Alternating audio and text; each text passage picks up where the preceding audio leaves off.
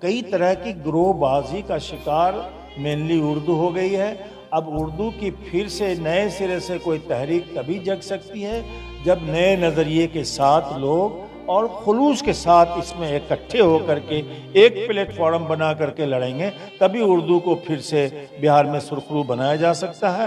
ورنہ اردو ایک طرف گروہ بازی کا شکار رہے گی اور دوسری طرف حکومت کی غفلت کا شکار رہے گی، تو اردو اپنی جگہ پر سے اپنے جو اس کے مقام ہے وہ مقام سے بہت پیچھے۔ بہار کی سیاست میں لیڈران کے درمیان رشتے میں ایک خوشگوار بدلاؤ آ رہا ہے۔ کیا یہ بدلاؤ آنے والی سیاست میں ایک نئی دستک دینے والی ہے؟ اس پہ بات کرنے کے لیے ہمارے ساتھ موجود ہے آر جے ڈی کے سابق ایم ایل سی و ریاستی نائب صدر ڈاکٹر تنویر حسن صاحب۔ تنویر صاحب، پہلے تو یہ بتائیے کہ جس طریقے سے ہم نے دیکھا کہ ذاتی مردم شماری کے موقع پہ نتیش جی، تیجسوی جی بہت قریب آئے، اسی طریقے سے پھر ہم نے دیکھا کہ ابھی کے دنوں میں آپ کو چراغ پاسوان اور تیجسوی یادو جی بھی قریب آئے۔ یہ ایک اچھی بات ہے کہ لوگ آپس میں مل رہے ہیں، بات چیت کر رہے ہیں، تو کیا یہ تعلقات جو ایک بہتر ہو رہے ہیں، کیا اس کا اثر آنے والے چناؤ پہ بھی یا آنے والے سیاست پہ بھی پڑنے والا ہے کیا؟ کہ تعلقات کے بنتے بگڑتے، رشتوں کے سدھرتے بگڑتے تمام معاملوں میں یہ بات آپ کے لیے کہ خوشگوار ہے یا نہیں ہے۔ سوال ہے کہ جاتیہ جن گننا کے سوال پر لالو پرساد یادو جو راشٹریہ جنتا دل کے راشٹریہ ادھیکش ہیں، سب سے پہلے انہوں نے یہ آواز اٹھائی تھی آج سے قریب 10 سال پہلے ہی کہ یہ جاتیہ جن گننا کا آنکڑا جب تک نہیں آئے گا تب تک دیش کے بجٹ میں ان غریبوں کا انتظام نہیں کیا جائے گا جو چنہت کیے جائیں گے جاتیہ جن گننا کے آدھار پر۔ تو یہ سوال اٹھتے اٹھتے آج یہاں تک پہنچے کہ لالو پرساد یادو کے بعد پھر تیجسوی پرساد یادو نے اس ایشو کو بلند کیا، اس پر راشٹریہ جنتا دل نے بہار بند کا آہوان کیا۔ تو نتیش جی کو ضرور لگا ہوگا کہ ایسا ایشو ہے جو ایشو کے وہ بھی ٹائم ٹو ٹائم کھیلتے رہتے ہیں، ایک بیکورڈ کارڈ کا ایشو ہے یہ۔ اس ایشو کو چونکہ راشٹریہ جنتا دل یہ الگ سے کوئی ایشو نہیں، اس کا تو یہ کمٹمنٹ ہے کہ ہم جو ڈاؤن ٹو ڈاؤن پیپل ہیں، جو ونچت سماج کے لوگ ہیں، ایسے لوگوں کے لیے کام کریں گے۔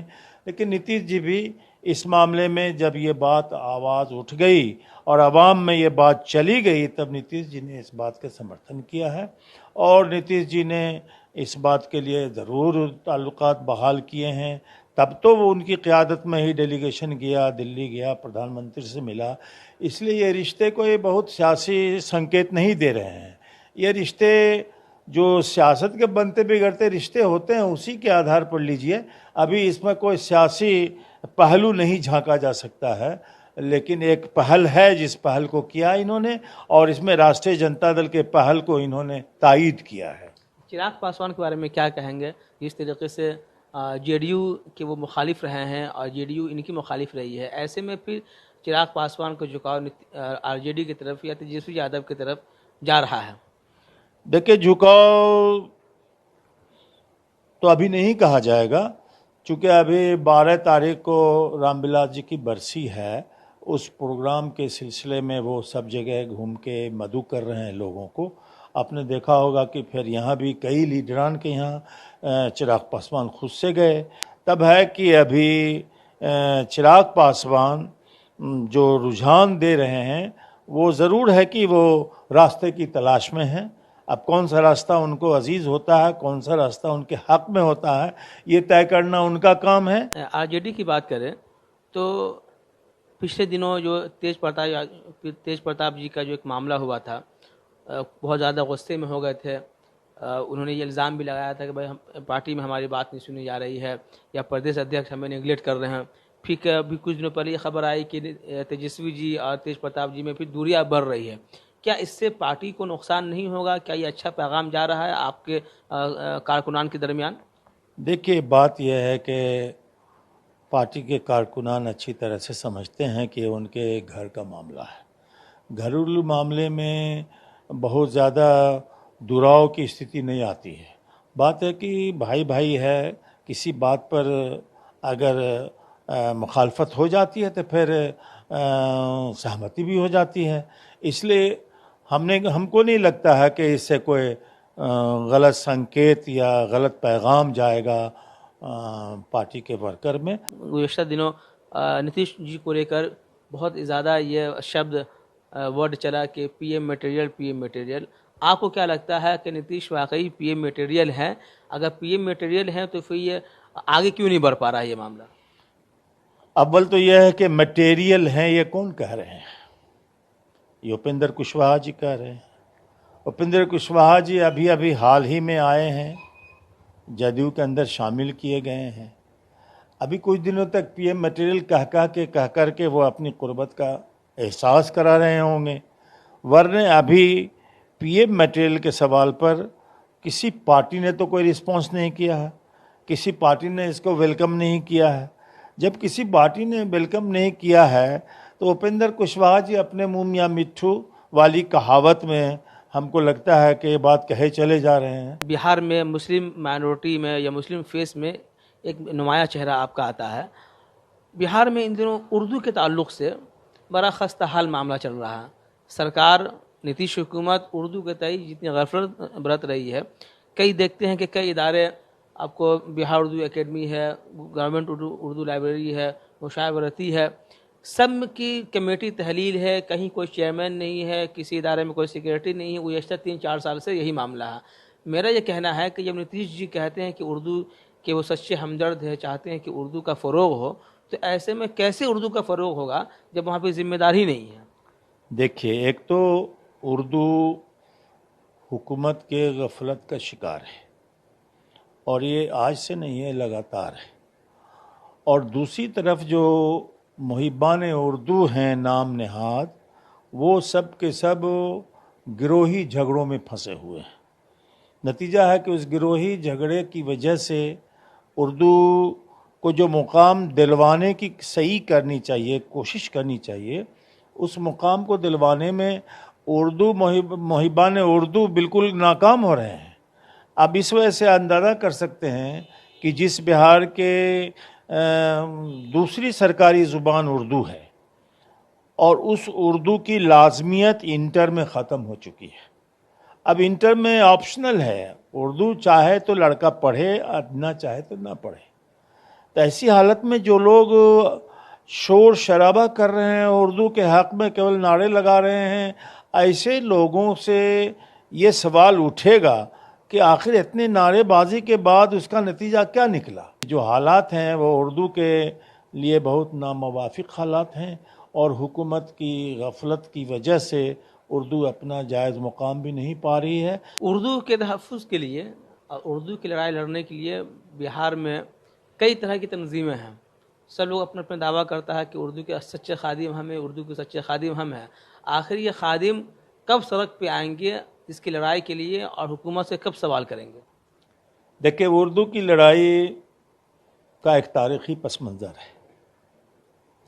جس لڑائی کو غلام سرور صاحب مرحوم, پروفیسر مغنی صاحب مرحوم, جتنے بھی آپ کے اردو تحریک کے پرانے جو قافلہ تھا اردو کا, اس میں جو ان دونوں حضرات کی قیادت تھی, اور ان دونوں کی حضرات کی قیادت سے جو اردو کو فائدہ ہو سکا تھا وہ بہت کچھ ہو چکا.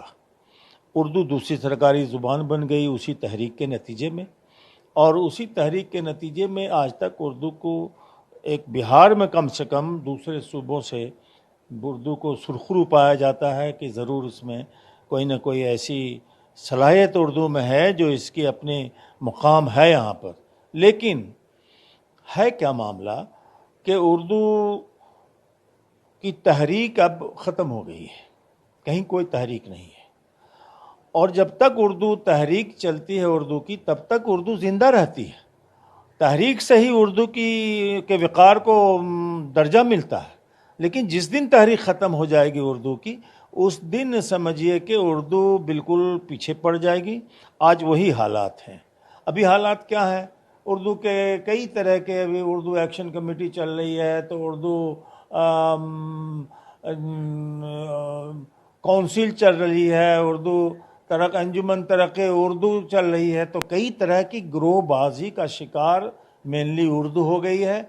अब उर्दू की फिर से नए सिरे से कोई तहरीक तभी जग सकती है जब नए नज़रिए के साथ लोग और खुलूस के साथ इसमें इकट्ठे होकर के एक प्लेटफॉर्म बना करके लड़ेंगे, तभी उर्दू को फिर से बिहार में सुरखरू बनाया जा सकता है। वरना उर्दू एक तरफ गिरोहबाजी का शिकार रहेगी और दूसरी तरफ हुकूमत की गफलत का शिकार रहेगी, तो उर्दू अपनी जगह पर से अपने जो उसके मुकाम है वो मुकाम से बहुत पीछे रह जाएगी। आरजेडी इस तहरीक में कितनी शामिल होगी? क्या वो इस आवाज़ को उठाएगी?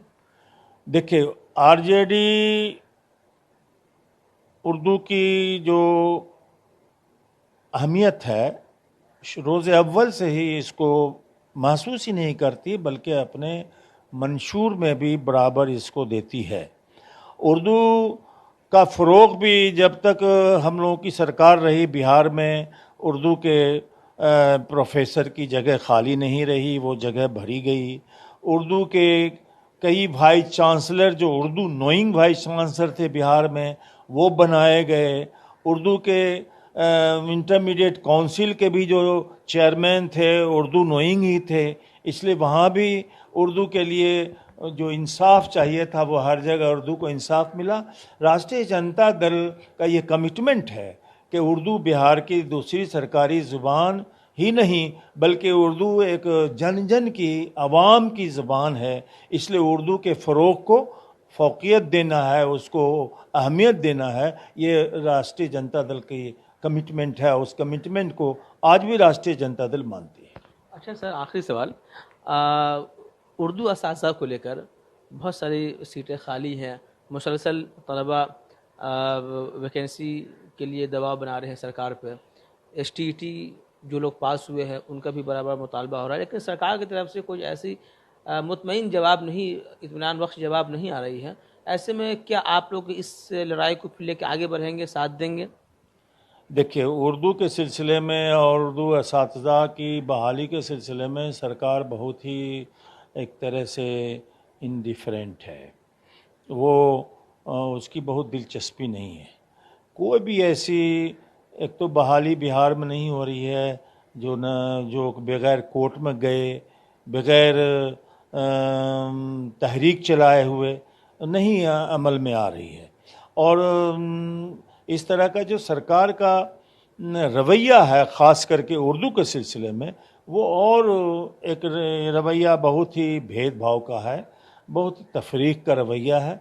इस वजह से STT का एग्ज़ाम हुए, रिज़ल्ट हुए भी कितना दिन हो गया, अभी तक उसकी बहाली के सिलसिले में सरकार का कोई वाज़ेह बयान नहीं है। राष्ट्रीय जनता दल इस बात के लिए हमेशा तैयार है कि वो उर्दू के जितने भी सवाल हैं उर्दू के हक़ के, उर्दू के टीचर की बहाली के, अभी कहा है टीचर का स्कूल खाली है और उर्दू टीचर की जगह पर दूसरे ज़ुबान के टीचर भर दिए गए हैं उर्दू टीचर की कमी की वजह से।